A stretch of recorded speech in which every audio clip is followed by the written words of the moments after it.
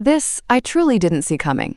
After I helped pay off his parents' debt, my husband is now trying to kick me out of our home so he can live here with his mistress. But I know this audacity won't go unpunished. There's no way he's getting away with it. Brent slammed the bedroom door so hard the windows rattled. "You've got 1 hour to pack," he snapped. "Tesh is moving in tonight." I didn't flinch, didn't scream or cry. I just looked at him, looked straight through that smug little smirk, and reached for the manila folder sitting on the kitchen counter. He thought he was evicting me, that I'd panic, maybe beg. Hell, he probably rehearsed this moment in the mirror like some low-budget action star. But I'd seen it coming. Not the affair. That was predictable. What I didn't expect was the sheer audacity of him trying to kick me out of my house. After everything I'd paid for. After the second mortgage I cleared for his family's debt. After I fixed Sheila's plumbing, rewired their fence, and paid off that damn Kia he couldn't stop bragging about. "You can't just throw me out," I said, voice calm like I was ordering lunch. Brent laughed like I'd told a joke he'd heard before. "Sure I can. We both know you don't have the stomach for a fight. You don't even own this place." I opened the folder. "That's where you're wrong," I said. His eyes drifted down. Saw the official seal. The bolded words, "Quitclaim deed." Then my name, Valerie D. Monroe, typed clearly next to the words grantee and sole owner. He looked up, his mouth twitching. "This is fake." "Nope," I said, flipping to the next page. "Filed 3 months ago under my maiden name. Morgan notarized it." Brent blinked. Morgan, my cousin and favorite real estate agent. The one he always forgot was listening. "You tricked me," he said, stepping back like I'd pulled a gun. "No," I corrected. "You begged me." I remember it now, crystal clear. Him sitting at the kitchen table in February, head in his hands. "If we don't cover that loan, my mom's house is gone. Please, Val, you're the only one who understands how this stuff works." I'd leaned against the fridge, arms crossed. "Then I want the deed in my name." He'd nodded, said, "Fine, fine, whatever it takes." So I made sure it took everything. And now, it was mine. Every damn tile. Brent stared at the papers like they were written in fire. He didn't speak, didn't breathe, just stood there in the kitchen, blinking. I closed the folder and slid it back beside the fruit bowl. Then I poured myself a glass of water. Let him sit in that silence. "You really filed this?" he finally asked, voice low. "March 3rd. County office downtown." I took a sip. Morgan double-checked the recording the next morning. Time-stamped and everything. Brent ran a hand through his thinning hair. "So what? You own the house now?" I smiled, but it didn't touch my eyes. "I've owned it for 3 months. You've been a guest." He looked like he wanted to punch a wall but remembered the security deposit, if there even was one. "That wasn't the deal." "No," I said. "That was exactly the deal. You just didn't think I'd follow through." He opened his mouth, closed it again. Then his eyes narrowed. "So what now?" he asked. "You kicking me out?" I set the glass down. "No. You already did that part yourself, remember?" His face twitched. "Val, come on. Don't do this. We've had our problems, sure. But this house, this is our home." I raised an eyebrow. "You mean the one you tried to swap for a younger model?" He didn't deny it. I walked to the front hallway and picked up the envelope I'd hidden behind the mirror. The backup plan. I turned, held it out. Brent hesitated. Took it. He flipped the seal, pulled out 2 documents. His face fell as he read the first, an itemized record of every dime I'd spent on the house since last year. Repairs, mortgage payments, utility bills, even the new air conditioning unit he insisted we split. The second was the asset waiver he'd signed when I paid off Sheila's equity loan.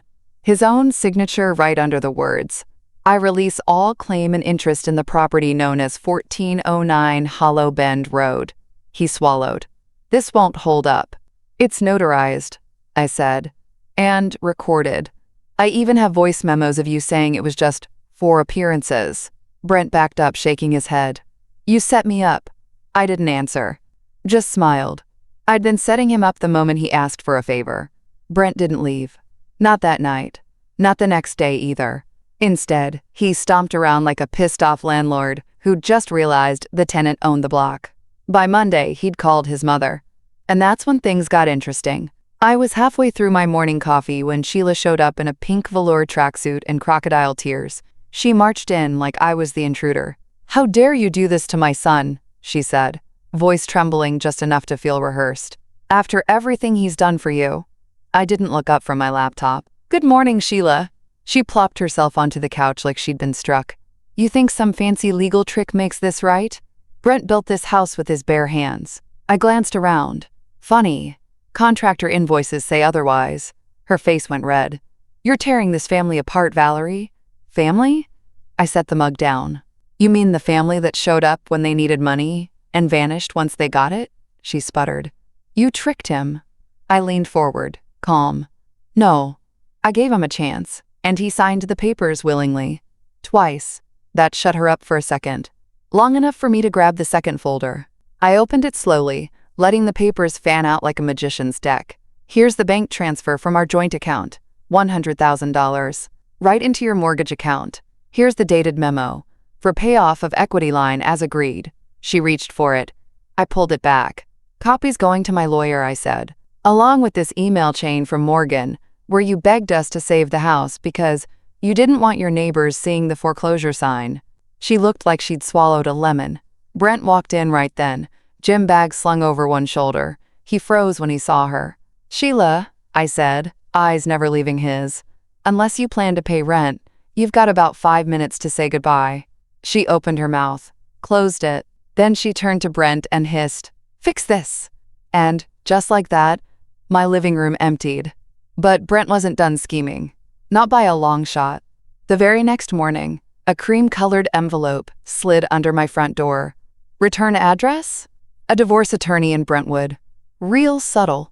Inside, a petition for dissolution of marriage and a cover letter that reeked of arrogance. His lawyer claimed I'd, quote, unjustly retained sole control of marital property and demanded immediate vacancy. I laughed so hard I nearly spilled my coffee. By noon, Tasha was in my driveway. Tight dress, acrylic nails, big sunglasses. She stayed in her car, engine running, too nervous to come up. Just sat there texting. Probably him. 30 minutes later, Brent strolled up like he'd just finished a protein shake and a motivational podcast. Sunglasses pushed up on his head, fake tan still fresh. "You got my lawyer's letter," he said, smug. "I did." I tilted my head. "You want my reaction or my lawyer's?" He didn't smile. "This is gonna get messy if you don't cooperate."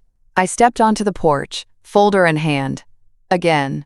"Brent," I said, calm as a breeze, "you might want to call that lawyer back." He blinked. "Why?" I handed him the notarized asset waiver. "Because you signed away your claim. This house isn't community property. It's mine. Period." He stared at the paper like it was written in hieroglyphics. "And even if you tried to argue it was coercion," I added, "there's this voice memo, right here." I pulled out my phone, tapped play. His voice filled the porch. "It's just paperwork, Val. It doesn't mean anything. Long as we get the money, I don't care whose name goes on it." He lunged to grab the phone. I stepped back. "Try that again and I'll add harassment to the pile," I said. "Sharp now." He froze. Tasha honked from the car. Like that'd change anything. Then he smirked. That smug fallback expression of a man who thinks charm still works. "You're bluffing," he said. "Nobody kicks out their own husband." I folded my arms. "Correction. I already did. You just haven't accepted it yet." Brent shoved the papers back at me and stormed off the porch. But Tasha didn't roll down the window. She just looked at me, wide-eyed. And for the first time since all this started, I saw it in her face. She'd just realized she was moving into a house she didn't own. That night, Tasha didn't move in. She didn't even get out of the car. Brent stood by her window for 10 minutes, arms waving, head shaking, trying to convince her. But she just kept shaking her head. Then she drove off, fast. He didn't come back inside. I watched him pace the driveway like a coach after a bad call. Eventually, he drove off too, which gave me time to do what I do best, document. I pulled up the surveillance cam Morgan helped me install last month, back when Brent started acting cagey. Every visitor, every call-out, time-stamped, logged. And then I opened my Plan B folder. Morgan had helped me draft it the day after Brent signed the quitclaim. It was simple. If Brent tried to contest the ownership, we'd countersue for fraud. And since I'd been keeping receipts, literal ones, he didn't stand a chance. There were hundreds: gas bills, appliance replacements, receipts from Home Depot, every expense since the transfer. Even this stupid sage green paint Tasha wanted for the guest room. I wasn't just prepared, I was bulletproof.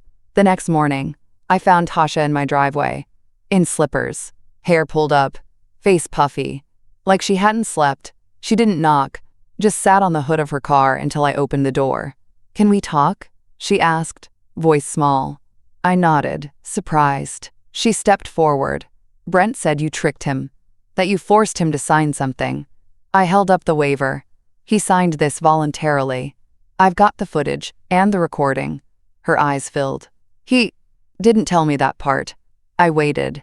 "He told me this was our house now," she said. "He said you'd be gone by the weekend." I didn't say anything. "I left my apartment," she whispered. "Quit my job. I have nowhere else." For a moment, I felt something flicker. Not pity, just recognition. I'd been blindsided by Brent once too, but I'd never bet my future on a man's lie. "You should talk to a lawyer," I said, stepping back inside. Before I closed the door, she looked up and asked, "Did he sign anything else?" And that's when I realized she didn't know what Brent had forged in her name. I stood frozen behind the door. Tasha's question clung to the air like humidity before a thunderstorm. Did he sign anything else? She had no idea.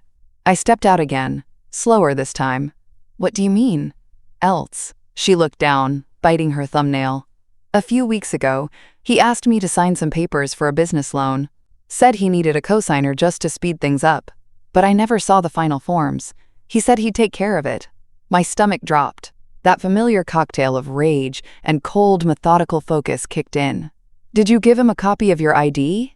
I asked. She nodded, eyes wide. "Why?" I didn't answer. I just turned and walked straight to my office, pulled open the bottom drawer, and flipped through the stack of folders until I found it. Title transfer, 1417 Hollow Bend Road. Not my house. Not even my name. But the handwriting on the last page, the shaky signature. It wasn't Tasha's. It was forged. He used her. A second quitclaim deed. A different property. Smaller, but still valuable. Brent had transferred it months ago, right after I'd recorded mine. I hadn't thought much of it at the time. He said it was a gift from an old client, but now I saw it. He'd put the house in her name, probably to dodge taxes or stash equity, then turned around and forged her signature to pull out a line of credit. Classic move. Use the woman, then leave her holding the debt. I brought the file outside. Tasha stood by the mailbox, arms folded tight. I handed her the folder. "What's this?" she asked. "Proof," I said. "You own a house, sort of. But Brent used it to take out $60,000. And unless you act fast, the bank's coming for you." She flipped through it, mouth trembling. This isn't my signature." "I know." She looked up, breath short. "Can he do that?" "Not legally," I said. "But he already did." Tasha sank onto the porch steps, shaking. "You okay?" I asked. She didn't answer, just pulled out her phone and muttered, "I need to call my uncle. He's a DA." Now it was my turn to blink. Brent had no idea who she really was either. Tasha's uncle turned out to be Deputy District Attorney Marcus Fields, specialty, white-collar crime. And suddenly, Brent's week got a whole lot worse. By Thursday, I got a call from Morgan. Her voice crackled with that dangerous kind of delight she only got during foreclosure season. "You're gonna want to check the county clerk's portal," she said. I pulled it up. Typed in Brent's name. There it was. Notice of default. The second property, the one in Tasha's name, had officially entered pre-foreclosure. The forged loan payments had bounced for 2 straight months. The bank had filed the paperwork. I forwarded the screenshot to Tasha. 3 minutes later, she sent back a photo. Brent's gym bag tossed on the curb, his name stitched across it in bold white letters. The caption read, "He's your problem now." I couldn't stop smiling. That night, Brent came home swinging, slammed the door, chest puffed, face red. "You've ruined my life," he hissed. "No," I said, leaning against the fridge. "You did that all by yourself." "I should have known," he spat. "That cousin of yours, Morgan, she's been in your ear since day one. She's a notary, I said, deadpan. That's literally her job. Brent paced like a caged animal. You think this is over? You think this is gonna make you look like the hero? I opened the wine cabinet, poured myself a glass. No, I said, cool as the Sauvignon Blanc. I think it makes me look like the owner, he snorted. Block parties this weekend. Go ahead, embarrass yourself in front of the whole damn neighborhood.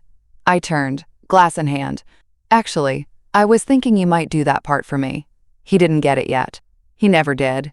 Saturday arrived with balloons, barbecue smoke, and folding chairs lining our cul-de-sac. Brent showed up in a tank top and wraparound sunglasses, clinking beer bottles with the dads like he still ran the place. He grabbed the mic by the grill. Here's to new beginnings, he shouted. Tasha and I are building something fresh. And that's when I stood up, envelope in hand, heart steady. Actually, Brent, I said, voice clear, you forgot something.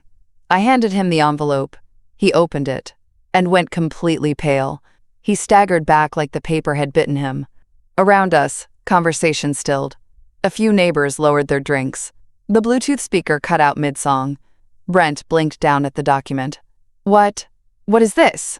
I took a slow sip of wine. Your signature, your waiver, and a full expense ledger. Dated, notarized. He flipped to the second page. Saw Morgan's log of every payment I made since February. $18,622.17, including the exact dollar he Venmo'd me for pizza, but never repaid. This is a joke, he said, louder now. This is harassment. I stepped forward. It's also filed with the county and already reviewed by my attorney. You want to play in court? Let's go. Sheila, from across the lawn, dropped her solo cup. One of the neighbors, Todd, the guy with the Tesla, whispered something to his wife and moved 3 steps back from Brent. Then someone asked the question that cracked it all open. Wait, doesn't she own the house? And that was the moment, the turning point. Like the record skipped and the universe clicked into place. Brent tried to recover. Look, folks, Valerie's been confused. She's got it in her head that... No, I said, cutting him off. I've got it in my name. And here, I turned, holding up my phone, are the voice memos of you saying exactly why you signed the deed. I'll be emailing the neighborhood board Monday. A long beat. Then Tasha's voice from behind the grill. Also, FYI, she said, stepping forward, Brent forged my name on a loan. DA's office is reviewing it. Gasps. One woman actually clutched her pearls. I watched Brent's mouth move, but no words came out. Sheila stormed off toward her car, muttering, ungrateful little snake. Brent dropped the envelope. And I just stood there, wine glass in hand, watching the king of the cul-de-sac crumple like an overused protein bar wrapper. Later, after everyone packed up and went home, I sat on the back porch. The summer air buzzed with leftover fireworks and gossip. Morgan texted, best party, ever. But I wasn't done. Because tomorrow morning, I was listing the house. And Brent's name wouldn't be on a damn thing. Not even the mailbox. The listing went live Sunday morning at 8:04 a.m. By 8:07, Morgan texted me 3 words. Phone's blowing up. The photos were immaculate. Sunlight spilling across the kitchen island. That ridiculous rain shower Brent insisted on installing. The oak floors we fought over for months. All staged and perfect. The caption read, single owner property, clean title, immediate possession, and every word was true. Brent, meanwhile, was spiraling. By Monday, he'd moved into Sheila's basement, which he told people was temporary while we regroup. Tasha blocked him on everything. Morgan told me the DA's office had officially opened an investigation into the forged loan. I thought that'd be enough, until Brent showed up at my office. Not my law firm, my actual office. He'd forgotten I don't just process deeds. I write the damn contracts that decide who wins when everything falls apart. He looked rough. Hoodie, gym shorts, and a plastic Walgreens bag. He held it up like it meant something. I brought your books, he said. The ones from the living room. I stared at him. You broke in? You changed the locks, he shrugged. Had to come through the garage before Morgan's guy fixed the code. I didn't speak, just reached for my phone. Wait, he said quickly. I came to make a deal. I raised an eyebrow. You sell the house, we split the profit. Clean and simple, no drama. I nearly laughed. You think you're entitled to half of what I legally own? His eyes darted. We were married. And you signed it away. I opened my drawer, pulled out the contract again. Voluntarily. On video. He slumped into the chair. You're really gonna sell it? I nodded. Already accepted an offer. Triple the market value. His eyes widened. Triple? Developer wants to tear it down, build 2 new properties. Zoning was just approved. He leaned back like I'd sucker punched him. Guess I should have read the fine print, he muttered. I stood. You never read anything, Brent. That's how we got here. He didn't say goodbye. Just left the books on the chair and walked out, shoulders hunched. And that night, I boxed up the last photo we ever took together. Then I sent him a housewarming gift. A single folding chair. No note. No return address. Just one final seat. For the man who thought he owned everything. 3 weeks passed. I moved into the loft downtown. Exposed brick. Tall windows. A vintage elevator that groaned like it had secrets. I loved it instantly. It was quiet. Clean. Mine. The deal closed without a hitch. The developer wired the money the same day Brent tried texting me. Still time to talk this out. I didn't respond. Just forwarded the message to my lawyer for the ongoing investigation. Morgan celebrated with takeout and a bottle of wine that cost more than my first car. I still can't believe you sold it for that much, she said, scrolling through the closing statement. Should have charged them extra for the drama. I smiled. That came free. But then, just when I thought it was over, Tasha showed up at my office. This time, she didn't wait in the driveway. She walked straight through reception, eyes set, lips pressed thin. My assistant knocked once before cracking the door. There's a visitor. Says it's urgent. I stood when she stepped in. Tasha looked different. No lashes, no heels, just a blazer and a folder. I need to show you something, she said. She placed the folder on my desk and slid it toward me. Inside, photocopies of bank transfers, loan documents, and at the bottom, a signed consent form for a credit line extension, with my forged signature. I stared at it. This isn't real, I said, but my voice was already too flat to believe it. Tasha nodded. I know. That's why I'm here. She pulled out her phone, played a recording. Brent's voice. Just sign it as her. She never checks that account anyway. It'll be paid off in a month. My blood ran cold. That form went through, she said. And it's tied to your old joint account. The one you left open for bill auto pays. My hands curled into fists. He's still using my credit? Not just yours, she said. He did it to 2 other women. Same loan officer. Same tactic. I leaned back, silent. You've got a case, she said, standing. But I want in. I looked at her. In? I'm done being the fool, she said. Let's burn the whole game down. And just like that, my ex-husband's mistress became my co-plaintiff. I took a long breath, still staring at the forged signature. It wasn't just close. It was identical to the way I used to sign before I got promoted and had to tighten up for contracts. That curl in the M, the soft loop on the V, he'd copied it perfectly. How'd he get it? I asked, voice low. Tasha shrugged. He kept a copy of your old refinance paperwork. Said it was just in case. Of course he did. Brent never threw away leverage. He just waited for the right storm to use it. I closed the folder. Did you file anything yet? No, she said. I wanted to come to you first. Make sure we're not stepping on each other's case. I smirked. We're not. My claim's already rolling. But this, I tapped the folder, this kicks it to criminal court. Tasha's eyes lit up, and I realized something else. She wasn't here just for justice. She was here for revenge. Good. We spent the next 2 hours with Morgan in her corner office, the city skyline stretching behind her like a set. We laid it all out. Brent's pattern, the overlapping loans, the timelines, the names of the other women. One was an ex-client of his gym, the other was Sheila's hairdresser. He's bold, Morgan muttered, flipping through pages. Or just stupid. Both, I said. Tasha added. And greedy. Morgan looked up. You realize, if we combine the civil fraud case with the DA's criminal charges, he could be looking at time. Tasha nodded, hard. Good. I sipped my coffee and looked out at the skyline. We're not just suing him. Morgan raised an eyebrow. Who else? I turned back to them. The bank. The notary who let those documents through. Anyone who signed off without checking ID. Tasha blinked. You think we can win that? I leaned in. They let a forged signature authorize a $60,000 extension under my name. That's negligence. And I've got enough paper to wallpaper the courthouse. Morgan grinned. We'll draft the filings by Monday. Tasha stood, smoothing her blazer. One more thing. She reached into her purse and pulled out a burner phone. This one? She said. It's Brent's. Unlocked and loaded.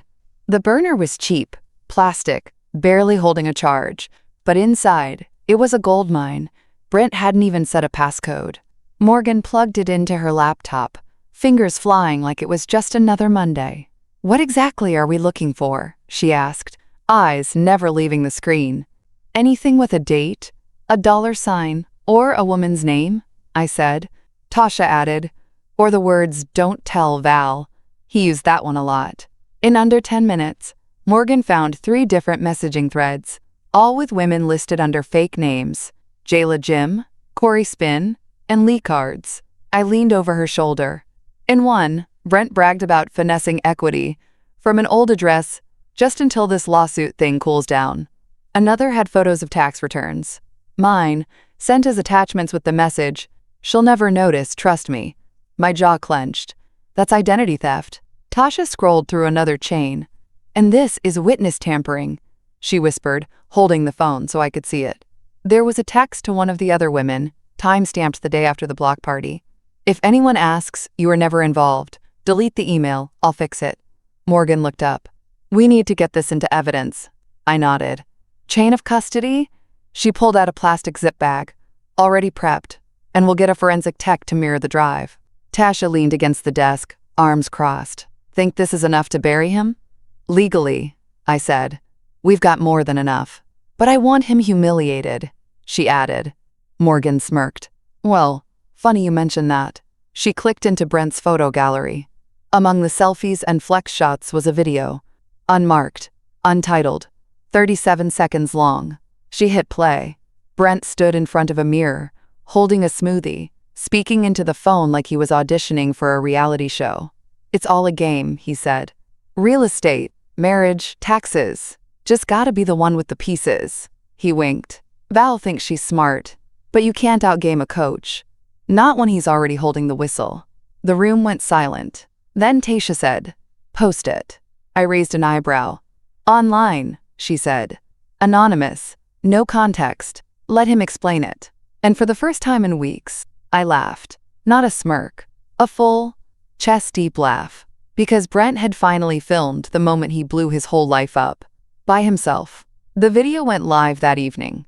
Morgan uploaded it to a burner account. No tags, no caption. Just Coach Talks Strategy. Tasha shared it to a local Facebook group for women in real estate. From there, it spread like lighter fluid on dry pine. By midnight, it had 14,000 views. By breakfast, it hit 73,000. Brent's face, smirking into the mirror, smoothie in hand, preaching about how marriage is just leveraged equity, was now the most shared reel in our zip code. At 9:17 a.m., he called. I didn't pick up. At 9:22, he texted, "What the hell is this?" At 9:30, "This could ruin me." I screenshotted everything and sent it to Morgan. She responded with a gif of popcorn popping. Then, at 10:12, Tasha forwarded a voicemail from Sheila. "Valerie," she huffed. "I don't know what you think you're doing, but this is malicious. My son is being slandered." I texted back, "Truth isn't slander, Sheila. Just sounds louder when it's filmed in HD." That night, I opened a bottle of wine and toasted the silence. No banging gym music, no clinking blender, no Brent, just the soft hum of my loft and the message ping from Morgan. "We've got a court date." The fraud hearing had been expedited. DA Marcus Fields had officially added Brent's fake loan signatures to the case. Between the burner phone data, the forged tax forms, and Brent's own documentary debut, it wasn't going to be a long trial. But we had one more card to play. Tasha and I stood on the courthouse steps the following week, side by side. She wore black. I wore wine red. We didn't speak until he arrived. Jacket too tight, sunglasses too big, that same sweaty-palmed swagger that fooled people before he ran out of mirrors. "You think this makes you look strong?" he hissed at me as we passed. I stopped, turned to him, calm and steady. "No," I said. "It makes me look done." And I walked inside, hearing his breath hitch behind me. But just as the clerk opened the courtroom door, a deputy appeared beside me. "There's been a new development," he said. I blinked. "What kind?" He held out a tablet. "You'll want to see this." And on the screen was another deed, one I hadn't filed, signed with my name, in a county I'd never lived in. The signature was mine, but off, like someone mimicking a song without knowing the lyrics. I scanned the document, pulse racing. Property in Tennessee, rural, valued just under $250,000. Loan attached, $180,000, variable rate. Cosigner, Brent. Date, 2 weeks ago. Tasha stepped beside me. "That's not your signature." "No," I said, heart thudding. "But he's still using my name." The deputy leaned in. "There's more. The bank flagged it after your video went viral. They're opening a fraud case in 3 states now." I looked up slowly. Brent was already at the courtroom door, smiling, like he still thought he was winning. I didn't sit down. I walked right past the courtroom door and followed the deputy to a side room, Tasha on my heels. My fingers were trembling, but not from fear. This was rage, concentrated, cold, and surgical. Inside the conference room, 2 federal agents waited. One slid the Tennessee deed across the table. "We've confirmed it was used to secure a high-risk loan. Funds were routed through a shell LLC, registered under a name Brent used in a prior tax filing." I stared at the document. The forged signature. The address I'd never seen. The LLC name, VJM Equity Group. "He used my initials," I whispered. Tasha sat beside me. "They think it's the 3rd forged deed he's filed since March," she said quietly. "You're just the only one with enough receipts to burn the whole damn scheme down." The older agent nodded. "This may qualify as federal wire fraud." I smiled without meaning to. "We're freezing all associated accounts," the other agent added. "If you're willing to testify, Ms. Monroe, this becomes a slam dunk." "I'm not just willing," I said. "I've got a flash drive in my purse titled Brent's Greatest Hits." They exchanged a glance. I stood, heart steady. "Just tell me when and where." We stepped out into the hallway. Brent spotted us instantly, walking over with that swagger still pasted on his face. "You really gonna drag this out?" he muttered, loud enough for only me to hear. I leaned in, calm. "I'm not dragging anything, Brent." I stepped aside as the agents moved in. Badges out. One grabbed his arm, the other read the charges. His face went pale, then red, then blank, like his brain stopped rendering. Tasha watched in silence, arms folded. She didn't blink as they cuffed him. "You can't do this," Brent barked. "I'm a business owner. I have rights." One agent muttered. "You had signatures too, just none of them were yours." The last thing Brent saw before they took him out was me, in heels, in control, and not even a little sorry. And in the file I handed the DA, the title page read, "My house, my rules, yours, Valerie."